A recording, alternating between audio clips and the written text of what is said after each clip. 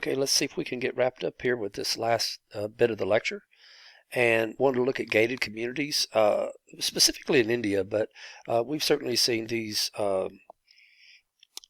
exclusive communities that you've seen, and they usually do this by setting pricing at housing such as to keep out the riffraff, as they would say. And one of the things that's happened here since the end of the Cold War is the lack of the brain gain that U.S. had gotten from places like India for engineers, doctors, computer scientists, things like that. And what's happened is that their economy has developed up so much since 1994, when it was essentially bankrupt, and they liberalized the economy and opened everything up and sold off government sector stuff to private entities, is they generated a good 5% growth year after year. And so what that's meant is that you have a group of people that would have normally maybe moved to a place in Europe or the United States to take advantage of their skills, and thus they can stay there, not give up their culture, their food, access to everything that they know, having a setup like this, your own apartment, your own cars, but you don't have to worry about, for instance, the other people that you don't really want to hang around when you can have a gated community, one that could be under guard, surveillance, safety, security, those kinds of things. And so what we've seen in India, but a lot of other places, it doesn't matter where you go, you're seeing little islands of wealth all over the globe happening here. So certainly Delhi stands out with 18 of these gated communities. Jaipur, now this map may be a little dated, and I'm saying that only because Bangalore is mentioned here with 10, but they've changed the name of Bangalore to Bengaluru, and Calcutta is spelled differently. So I'm not I can't remember. I don't know if I had a date on this map, but obviously gated communities are going to keep going up if the economy keeps getting better. But Jaipur is in there at 14, with Bengaluru at 10. Pune, one of my colleagues at Vol State, she works on the Livingston Cookville campus, actually has a home in Pune.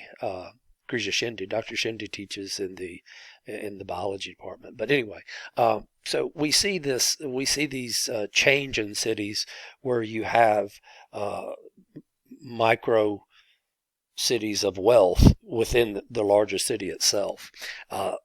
With these cities also, as I mentioned earlier, you get these shanty towns, favelas, barriadas, squatter settlements. You call them whatever you want, but you often see these as unplanned, unserviced by water, sewage, electricity often. Now you see in this picture, this is from Rio. This picture's from Rio.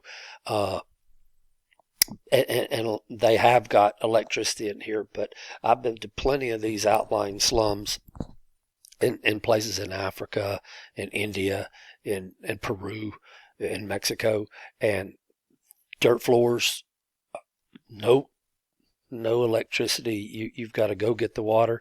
In some cases in South Africa, they didn't even have bathrooms. There was an outdoor toilet that was just open air toilet, and it was so dehumanizing for these people to have to go out in the middle of everything and everybody.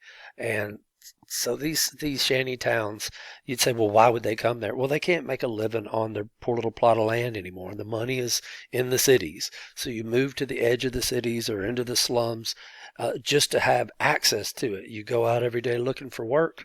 You may end up picking up menial tasks that you may earn money from. You may luck into performing a service for someone. You may luck into a little money where you buy something and sell it at a long stoplight. Car to car window to car window. So you get a wide range of possibilities in cities around the globe now, and it's not uncommon to see such poverty in America too. The Great Recession of 2008, 2009 really pointed that out. This is a picture from Watts, I believe it is, and this is. Let me make for sure. Is it Watts? Yeah, I think it is. I think I thought it was in the writing here, but anyway, I found Watts. I found this map for LA and wanted to show you where Watts was right here. Back in the 60s, it was places of riots, but there's certainly plenty of aspects through time that give rise or fall to certain parts of cities, and of course, the ones that have the most money can afford to keep the problems at bay, whereas the poorer ones would have to deal then with gangs, single parent household, drug use, crime, uh, graffiti. I mean, I know that sounds weird, but when you see a neighborhood start to go down that pathway, it goes very quickly. And so I've seen a number of issues where cities will immediately attack graffiti and whitewash the walls no matter what it costs, because if you leave it up there, then that sets the precedent and the city might go further down the direction you don't want it to. So these global high-rise landscapes are coming online from Toronto, Dubai, Taipei, and Kuala Lumpur in a clockwise fashion. Futuristic designs, bright lights, uh, yeah, certainly height often to the towers, like you see here with Petronas Towers, the double tower there in Kuala Lumpur, capital of Malaysia, and these continued. You see Burj Dubai in the very far background here, and this right here is the tallest building in the world now, all the way back here. But trying to put themselves on the landscape, and it has helped for Dubai. It's made it one of the hubs of transportation and airport, just because of what the city offers. To world travelers going from Europe and the United States over to India and Pakistan and farther places farther east. So that I think they covered that one aspect about Dubai and how it's moved up. It was one of the busiest airports in the world, maybe behind Atlanta. I can't remember what chapter it was in, but I think it was in your textbooks. But anyway, the urban footprint comes online. Edward, no, what was his name? Oh gosh, can't think of his name now. Edward Abbey said, "Growth for the sake of growth is the ideology of the cancer cell." And I have to admit, with all the spread of these cookie cutter communities and just chewing up landscape left, right, and center, I do think this is a blight. I do. And you'd say, well, people got to live somewhere. Well, that's true, but not in necessarily a sprawling, uh, such pavement, such excess. I don't know. It seems like we should be able to live more concentrated in the cities and have functional cities that work, and not have to drive 50 miles a day just to get to a job or a grocery store or to an activity at your kid's school or whatever it is. I don't know. This is just poor planning and it's poor usage, and you look at the impact that it makes on the environment, and it's really tough. So when you start spreading these cities out to suburban areas, they're not as hot as you see here in the urban heat island with all this concrete, steel, glass, asphalt, you name it. You got 3.5 degrees above the normal temperatures like you'd get around in a rural area.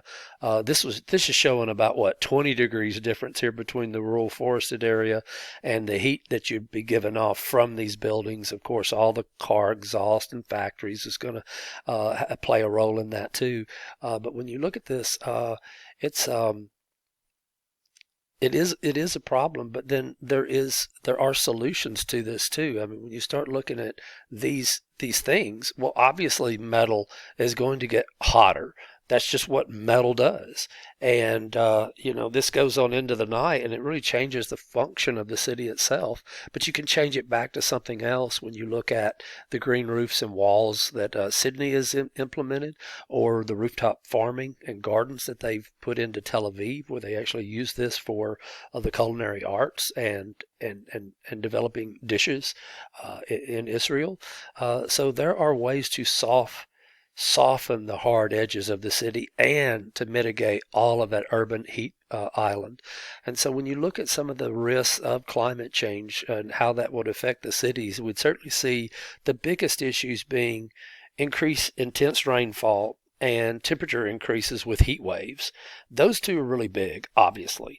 And then with increased rainfall, you'd look at all the paved surfaces. This increases the opportunity for flash flooding, which can certainly be problematic in certain cities, where if they don't have ways in which to deal with it or escape routes with big flash floods, people do die, and it doesn't matter really where you are. Then you have certain areas where drought is a big deal too. Certainly out in our west, those can come around aperiodically, but periodically as well, and having to cope with that. Where would you get your water from? I mean, if you paid attention just a few years ago, Atlanta and Georgia itself, but Atlanta was suing Tennessee over a border decision that gave Tennessee the right to a river that they said we always had rights. It was 200 years old. And what was the problem? Well, they were in the middle of a drought. Atlanta spread over about 19 different counties. Way too many people with the sprawl and everything, and then they want to go back 200 years and say, hey, you screwed us out of water. Maybe check your urban sprawl. Maybe ask questions. Should you be building in these areas? Maybe how can we retain water when the inevitable drought does come?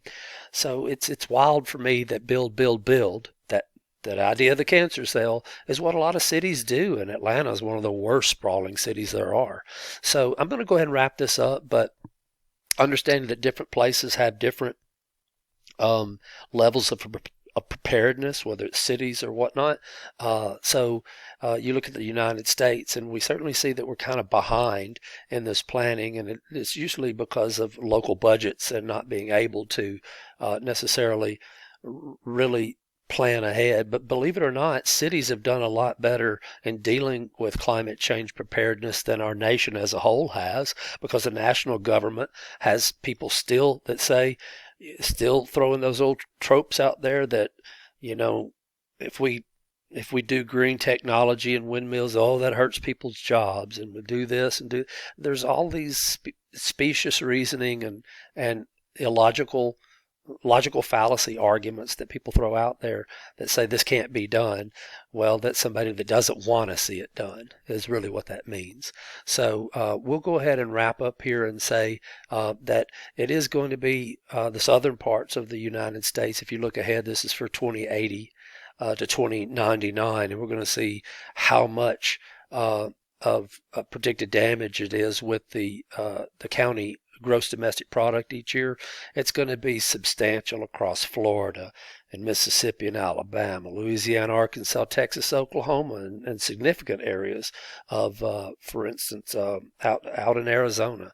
So these issues are going to resound through the decades unless some changes happen. But these are the cities that we're building. These are the lives that we're building. And we'll see how it turns out, guys. And that's going to do it for us this semester. So I hope you got your money's worth. And hope you do well on the final exam, okay? Y'all take care. Bye-bye.